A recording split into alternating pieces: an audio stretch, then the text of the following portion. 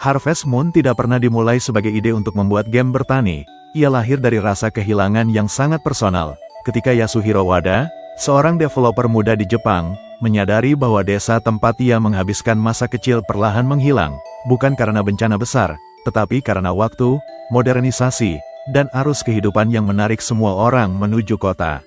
Wada tumbuh di lingkungan urban, namun setiap liburan musim panas ia dikirim ke desa kakek neneknya, tempat hari-hari berjalan lambat, pekerjaan dilakukan berulang, dan hubungan antar manusia terbangun bukan dari peristiwa besar, melainkan dari kebiasaan kecil yang terus diulang. Dan ketika ia dewasa serta masuk ke industri game, kenangan itu justru terasa semakin jauh, karena dunia yang ia hadapi dipenuhi oleh target, kecepatan, dan kompetisi tanpa henti.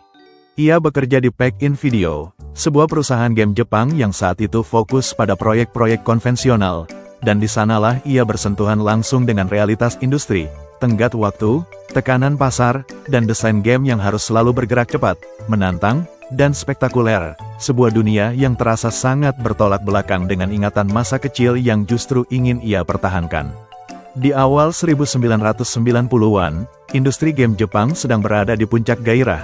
Game aksi, game pertarungan, dan RPG epic mendominasi, semua tentang mengalahkan musuh, menaikkan level, dan mencapai klimaks besar. Dan di tengah arus itulah, Wada merasa jenuh, bukan karena ia tidak menyukai game, tetapi karena ia merasa tidak ada ruang untuk bernapas, tidak ada ruang untuk sekedar menjalani hari. Dari kejenuhan itulah muncul ide yang terdengar aneh, bahkan bagi sesama developer. Sebuah game tanpa musuh, tanpa skor, tanpa akhir yang jelas, sebuah game yang tidak memaksa pemain untuk menang, tetapi mengajak mereka untuk tinggal. Ide yang lahir dari kehilangan itu ternyata tidak hanya asing bagi pasar, tetapi juga terasa janggal bagi industri game Jepang sendiri, karena di awal 1990-an, hampir tidak ada ruang bagi sebuah game yang bergerak pelan, sunyi, dan menolak konsep kemenangan yang jelas. Ketika Yasuhiro Wada membawa gagasan Harvest Moon ke dalam ruang rapat, ia tidak sedang menawarkan inovasi teknologi atau potensi penjualan besar, ia hanya membawa satu pertanyaan sederhana. Bagaimana jika sebuah game tidak meminta pemain untuk menaklukkan dunia, tetapi hanya mengajak mereka untuk hidup di dalamnya? Dan justru karena kesederhanaan itulah, ide ini dianggap beresiko sejak awal. Wada tidak langsung diberi kepercayaan. Ia harus menghabiskan hampir 2 tahun mengerjakan proyek lain terlebih dahulu di Pack-in Video, bukan untuk menyempurnakan Harvest Moon, tetapi untuk membuktikan bahwa ia cukup matang memimpin sebuah game orisinil, dan bahkan setelah izin pengembangan diberikan, proyek ini tetap berjalan di bawah bayang-bayang keraguan, dengan anggaran terbatas dan ekspektasi yang sangat rendah. Masalah sesungguhnya muncul ketika pengembangan mulai berjalan. Harvest Moon untuk Super Famicom menuntut sistem yang saling terhubung, musim yang terus berganti, rutinitas harian, hubungan antar karakter, ekonomi sederhana, dan dunia yang terasa hidup tanpa bergantung pada konflik besar, sebuah ambisi yang ternyata terlalu berat bagi struktur studio yang rapuh. Di tengah pengembangan, perusahaan pendukung proyek ini mengalami krisis finansial, struktur manajemen Pack-in Video mulai goyah, dan studio tempat sebagian besar tim bekerja akhirnya runtuh sebelum game ini benar-benar selesai. Sebuah momen yang seharusnya menjadi akhir dari Harvest Moon. Tim yang semula berjumlah hampir 10 orang tercerai-berai. Anggaran dipotong drastis, kepemimpinan perusahaan berada dalam kondisi tidak jelas setelah Presiden Pack-in Video menghilang dari struktur operasional, dan proyek ini berubah status, dari game yang direncanakan, menjadi beban yang nyaris dilupakan. Yang tersisa hanyalah 3 orang. Yasuhiro Wada, Tomomi Yamatate sebagai programmer utama, dan Setsuko Miyakoshi yang menangani sistem serta dialog. Sebuah tim kecil yang harus memutuskan apakah kenangan masa kecil yang ingin mereka wujudkan masih layak diperjuangkan, atau justru harus dibiarkan menghilang, seperti desa-desa yang menginspirasi game ini sejak awal. Banyak hal akhirnya dipangkas. Bukan karena ide itu salah, tetapi karena mereka tidak punya pilihan.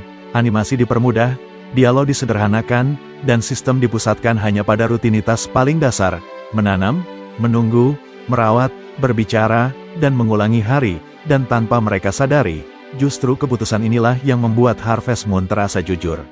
Wada dalam wawancara bertahun-tahun kemudian mengakui bahwa kesederhanaan Harvest Moon bukan sepenuhnya pilihan artistik, melainkan hasil dari keterbatasan, dari krisis, dan dari kebutuhan untuk menyelesaikan sesuatu yang nyaris tidak diberi kesempatan untuk hidup.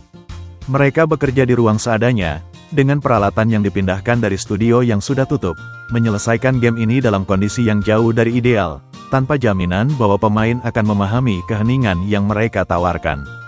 Dan ironisnya, dari proses yang hampir runtuh inilah, Harvest Moon menemukan bentuk akhirnya.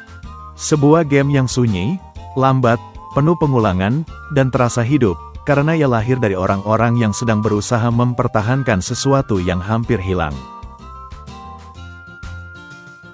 Ketika Harvest Moon akhirnya dirilis di Super Famicom pada tahun 1996, ia tidak datang sebagai perayaan besar, tidak disambut kampanye masif, dan tidak diposisikan sebagai judul unggulan. Ia hadir nyaris diam-diam, seperti dunia yang ia gambarkan, pelan, sederhana, dan tidak berisik.